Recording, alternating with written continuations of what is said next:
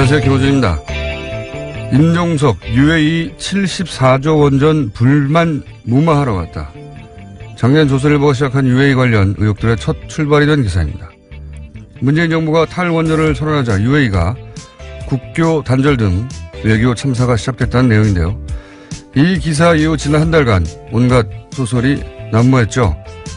그러다 김종대 의원이 비밀 군사협정이 핵심이라는 문제 제기 이후 관심의 대상이 군사협정으로 옮겨지자 조선일보는 UAE와 군사협정은 이명박이 아닌 노무현 정부 때 체결, 이런 기사를 냅니다.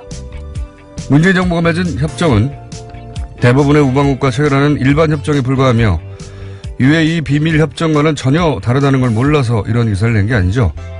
물타기 한 거죠.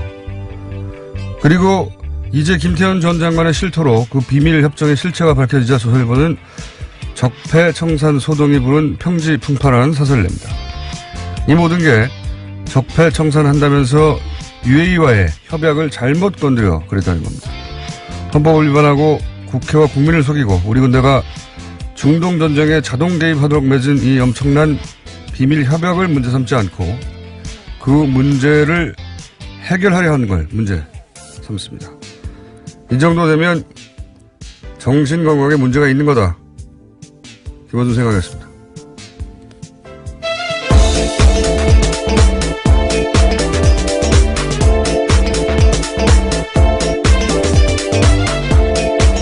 시사인의 김은지입니다. 네. 조선일보가 이렇게 이런 정황적, 논리적 코너에 이렇게까지 몰리는 경우는 잘 없어요. 네. 왜냐하면 그 전에 진작에 발을 빼거나 다른 물타기로 빠져나가고 하는데 이번에는 못 빠져나갔잖아요. 예, 한 달 가까이 오보 행렬을 하고 있습니다. 네. 그래서 이제 어제 기사를 낸 건데, 사설을 낸 건데, 이거 굉장히 재밌습니다. 거기 뭐라고 되어 있냐면, 이제 국회 동의 없는 파병 약속은 위헌이다. 이런 지적이 있잖아요. 여기에 대해서 조선일보가 이렇게 썼어요. 실제 파병이 이루어지려면 국회 동의가 필수여서 위헌 주장은 맞지 않는다. 이거 조선일보 문장 그대로 읽은 겁니다. 이게 보세요. 국회 동의가 필수인 걸 몰래 약속해서 위헌이라고 하는데 실제 파병이 이루어지려면 국회 동의가 필수여서 위헌 주장은 맞지 않는다. 이게 뭡니까? 이건 논리의 기본이 없어요. 무슨 말인지 모르겠어요. 제가 웬만하면은 새겨서 알아듣는데 그냥 위헌이 아니라고 하고 싶은데 논리가 안 되니까 어거지를 피우는 거예요. 보수의 아젠다 세터라고 불렸는데 조선일보가 거기서 무려 사설로 이 사항을 종합해서 이런 거라고 주장한 건데 철량할 수준이다 지금 현재. 말도 안 되는 얘기를 하고 있습니다. 네. 그 얘기까지 해놓고 오늘 첫 뉴스도 시작해볼까요? 네, 어제 문재인 대통령 신년 기자회견이 있었습니다. 관련된 뉴스들이 많은데요. 먼저 남북관계에 대해서는 대화를 통해서 한반도 비핵화를 진전시키겠다라고 밝혔습니다. 다만 한국 단독의 대북 제재 해제는 없다라고 선을 그었는데요. 문 대통령은 여건이 조성되면 언제든 정상회담에 응할 것이라면서도 남북관계 개선과 북핵 문제 해결은 따로 갈 수 있는 문제가 아니다라고 말했습니다. 또 회담을 위한 회담은 목표가 아니다라고도 밝혔고요.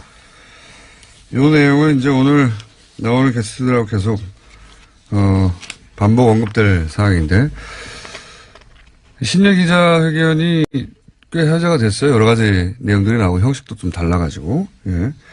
그러면서 제가 개인적으로 가장 주목했던 대목은 뭐냐면 이 얘기하다가 트럼프 대통령의 공이 매우 크다고 생각한다. 이 대목. 외신 기자의 질문이었습니다.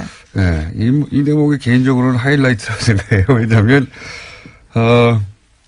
트럼프 대통령이 기여한 바 있긴 있어요. 어떤 경우를 기여했냐면 이거 전 세계인들로 하여금 미국한테만 맡겨놓으면 큰일 나겠다 이거. 이 생각을 모두에게 심어줬고 그래서 이거 한국이 주도적으로 이 문제를 풀어야지 트럼프한테 맡기면 큰일 나겠다 하는 생각을 심어줌으로 해서 우리가 운전석에 앉는데 큰 도움을 주었다.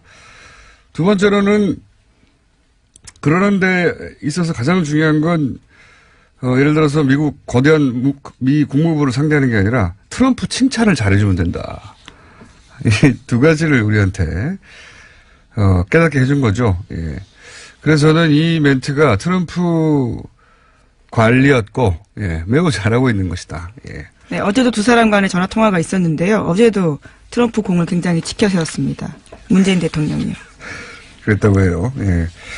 트럼프, 근데 이제 이런 면도 있습니다. 그 김대중 전 대통령이 남북 대화할 때 클린턴 대통령과 이런 식으로 어떤 일이 있을 때마다 직접 통화하거나 바로바로 통화해서 그러니까 항복을 통해서 북한 문제를 해결해 나갔는데 트럼프 대통령과도 이것은 나를 통해서 트럼프 대통령은 이제 자기 중심으로 생각하니까 뭐든지 나를 통해서 북한 문제가 해결되어 가는구나라고 생각하게끔만 만들어주면 되는 거죠. 예. 트럼프 대통령 하나만 잘 관리하면 되는 아주 좋은 점이 있습니다. 여기서 계속 칭찬해 가면서 이렇게 공개적으로. 그래서 이제 트럼프 대통령한테는 중요한 게 자신이 자랑할 거리, 트윗에 쓸 거리를 계속 제공하는 거거든요.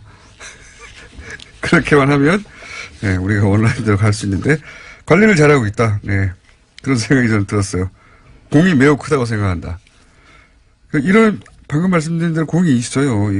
트럼프 대통령한테 맡기면 큰일 난다. 이런. 물론 트럼프 대통령은 자신의 강경한 대북 수사 태도가 남북 대화를 이끌었다라고 생각하고 있습니다. 상관없어요. 예.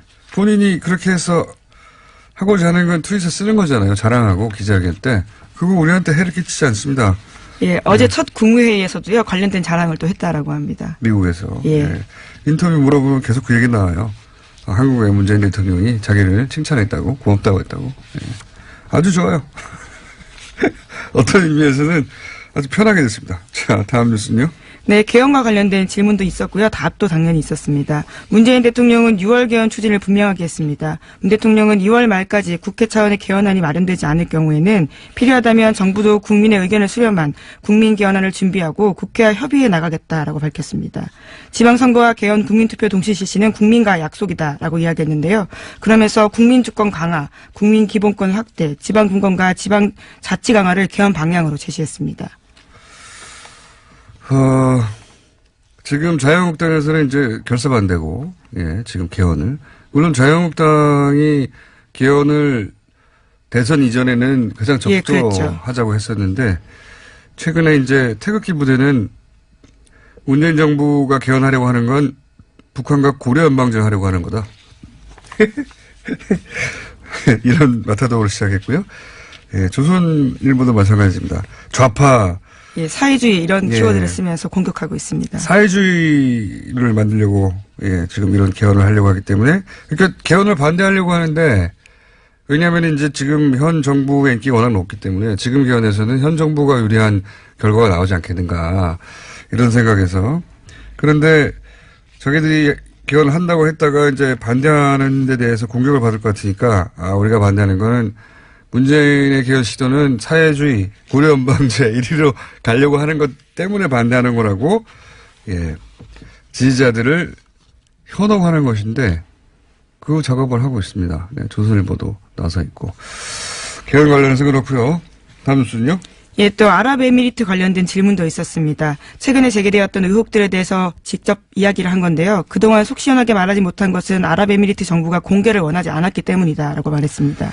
비공개 협정 내용에 대해서 불합리한 부분이 있다면 수정하겠다라는 입장도 함께 이야기했는데요. 적절한 때를 골라서 협정 내용도 공개할 수 있다라고 밝혔습니다. 알겠습니다. 이건 뭐 지금 언급할 수 없겠죠, 당연히. 자. 다음 내용은 뭐가 있습니까?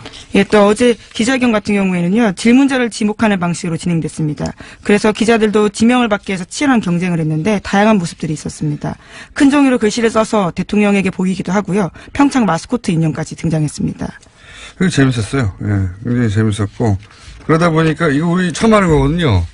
이렇게 잘 안 합니다. 예, 다른 나라에서도 자유롭게 질문하라고 하지만 질문자를 정해놓거나 제한하거나 하는데, 그러다 보니까 이제 해프닝도 좀 있었던 것 같고 요거 관련해서는 정청래 의원이 꼭 자신이 할 말이 있다고 시간을 짧게 빼달라고 해서 전화 연결할 예정인데 정청래 의원의 성향으로 보아 혹은 집과의 거리를 보아 또 직접 걸어올지도 모릅니다. 근데 아직 모르겠습니다. 자신에게 3분만 달라고 했는데 자 요 사안을 그래서 정청래 의원과 잠깐 나누기로 하고 전 의원과 다음 뉴스는요? 네, 문재인 대통령이 어젯밤 도널드 트럼프 미국 대통령과 전화 통화했습니다. 남북 대화가 북한 평창 동계올림픽 참가를 넘어서 자연스럽게 한반도 비핵화를 위한 북미 대화로까지 이어질 가능성이 있다라는 인식을 공유했다고 어제 청와대가 밝혔습니다. 어젯밤 10시부터 30분 동안 이뤄졌는데요. 남북 고위급 회담 결과를 공유하고 이 같은 평가를 내렸다라고 합니다. 특히 트럼프 대통령은 적절한 시점과 상황 하에서 미국은 북한이 대화를 원할 경우 열려 있다라고 이야기했다고 합니다. 그러니까 아까 말씀드렸다시피 클린턴 대통령과 김대중 대통령이 그랬다고 하고 직접 주요한 사항들이 있을 때 항상 통화를 하거나 또 한 다리 정도만 거쳐서 바로 이야기를 전했다고 하고 실시간으로 트럼프 대통령한테 이게 더 중요한 것이 당신이 항상 중요하다. 예. 그리고 당신이 다 해결한 거다. 예. 그렇게 믿게 만들어줘야 어깃장을 안 놓는 양반이고 신나서 편들어주고 자기 자랑할 거리를 안겨주면 되는 거거든요. 예, 트윗거리를 주면 됩니다. 예, 중요한 것은 트럼프에게 트윗할 거리를 주면서 하면 된다. 예, 이것이 제가 그동안 1년 가까이 관찰하며 얻은 결론입니다. 예, 그래서 어제 통화 이후에 첫 국무회의 백악관에서 열렸는데요. 이때도 통화 내용 소개하면서 이렇게 이야기했습니다. 문 대통령과 얘기를 했는데 그는 우리가 한 일에 대해서 매우 감사해야 한다. 우리는 매우 좋은 대화를 나눴고 우리는 그것이 어디로 갈지 지켜보겠다라고 했습니다. 그러면서 자신들의 대북 강경 태도가 없었다면 절대 남북 대화는 없었을 거다라는 이야기를 다시 한번 강조했습니다. 네, 아니 그렇게 믿게 만들면 되는 거예요. 실제가 아니어도.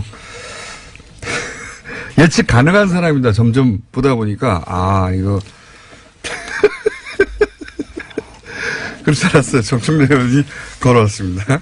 걸어와서 지금 잠시 옆에 앉아 계시고 잠시 얘기 나누기로 하고 나머지 짧게 진행해보죠. 예. 예, 다스와 관련된 소식도 빼놓을 수가 없는데요. 다스의 실소유주가 이명박 전 대통령이라는 의심이 한 축에는 다스 140억 원 있습니다. 계속해서 전해드린 바가 있는데요. 민간 기업인 다스가 BBK 투자금 140억 원을 돌려받는 과정에서 청와대 등이 개입했다라는 겁니다. 뉴스공장에서 여러 차례 전해드린 바가 있는데요. 당시에 이 일에 관여했던 한 청와대 행정반 멘트가요. SBS에 나왔습니다. 자신은 김재수 총영사가 시켜서 했다라는 건데요. 그런 관련된 문건을 작성하게 된 경위에 대해서 이야기했습니다. 알겠습니다. 이건 뭐 저희가 직업대로 얘기한 건데, 예. 다스는 이명박 전 대통령과 전혀 상관없다고, 이명박 대통령이 주장하는 사기업에 불과한데, 왜 LA 영사가, 김대중 이상원 회장한테 전화를 안 하고, 이명박의 청와대에 전화해서 이런 보고를 하고, 예.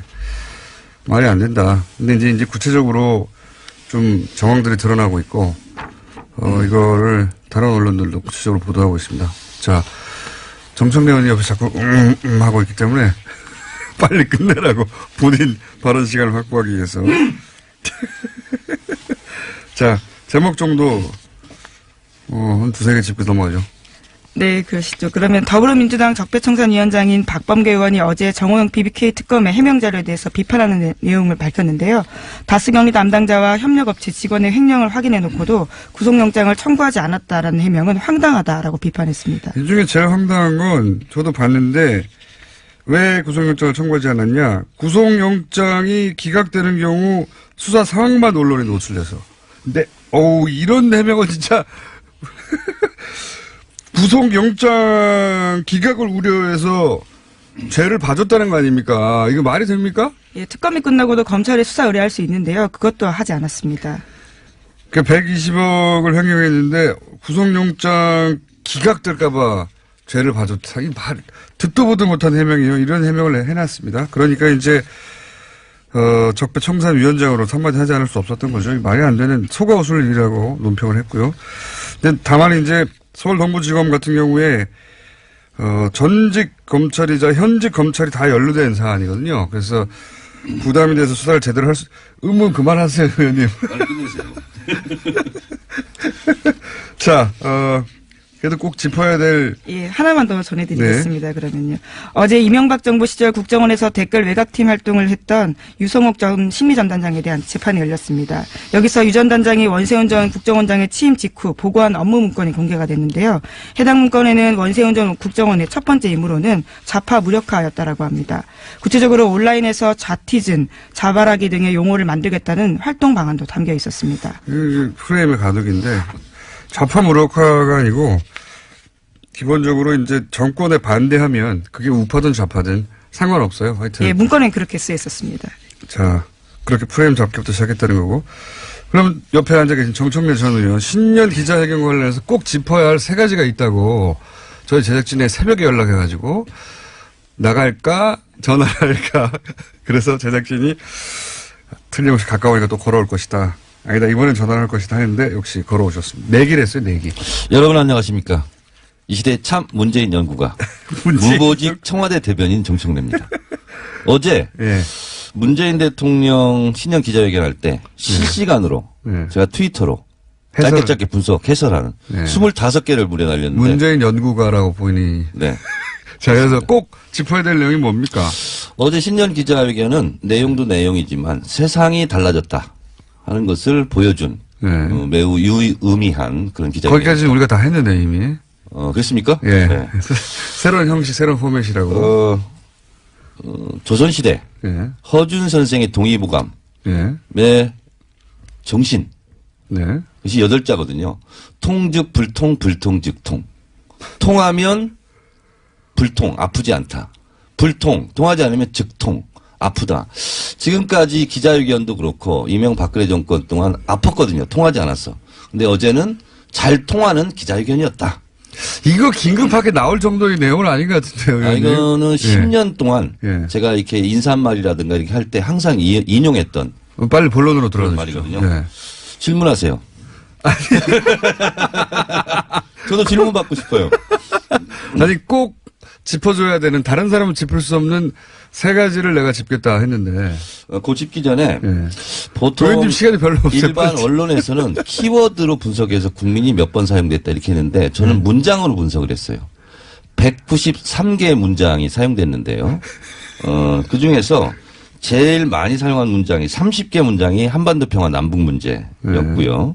25개 문장이 복지국가 건설 부분이었고 19개 문장이 위안부 문제였어요. 그러니까 어제 대체적으로 외교안보 분야 남북관계 뭐 복지국가 이런 것은 예상이 됐었는데 단일한 사안으로 가장 많이 힘주어서 얘기한 부분은 위안부 문제였다. 무려 19문장이었어요. 이런 게 좀. 의원님 지금 3분밖에 안 남았어요. 나머지 두 개 언제 나옵니까? 기자회견 형식이 굉장히 파격적이었다. 이런 건 다 아시는 내용이고요. 아시는데.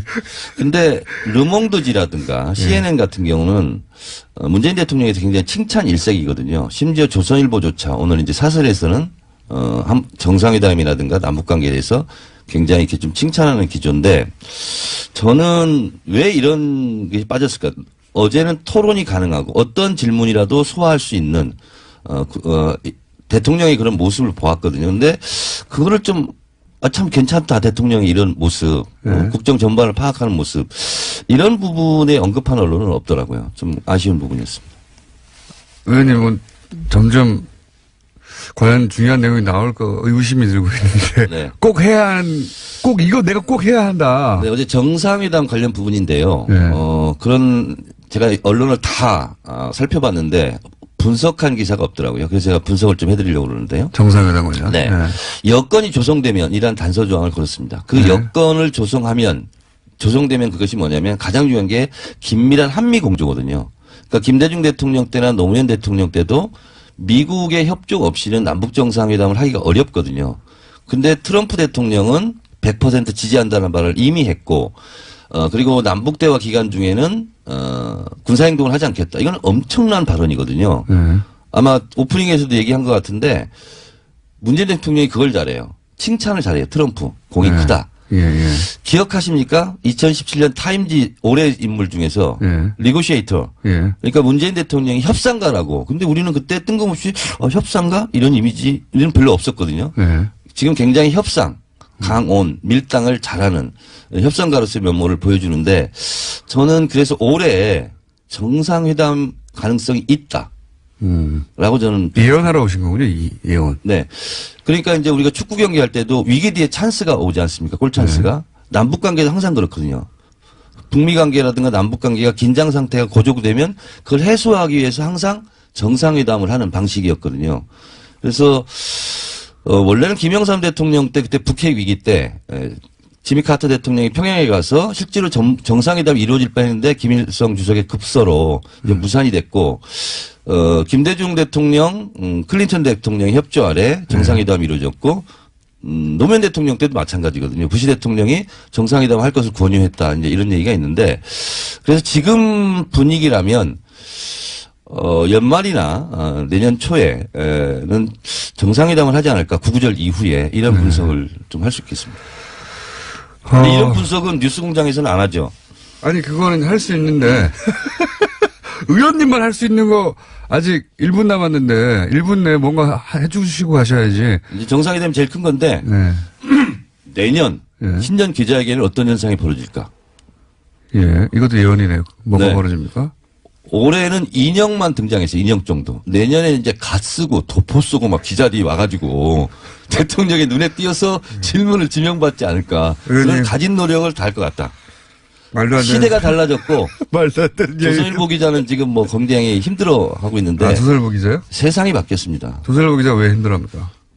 아니 문재인 대통령에게 지지자들에게 뭔가 좀 이렇게 해달라라고 당부했는데 질문, 그러니까 문재인 지지자들이 너무 이제 극성이다라면서 네. 이제 일베나 친박처럼 그런 프레임을 씌우려는 질문에 대해서 좀 담담하게 대라고 답한 거. 그렇죠. 예, 근데 문재인 대통령이. 문 대통령 지지자들은 국정원 댓글 부대가 아니거든요. 네. 대통령이 이렇게 한다고 해서 그렇게 따라가고 이건 마치 군사 문화에 아직 젖어 있는 전체주의 문화를 청산하지 못한.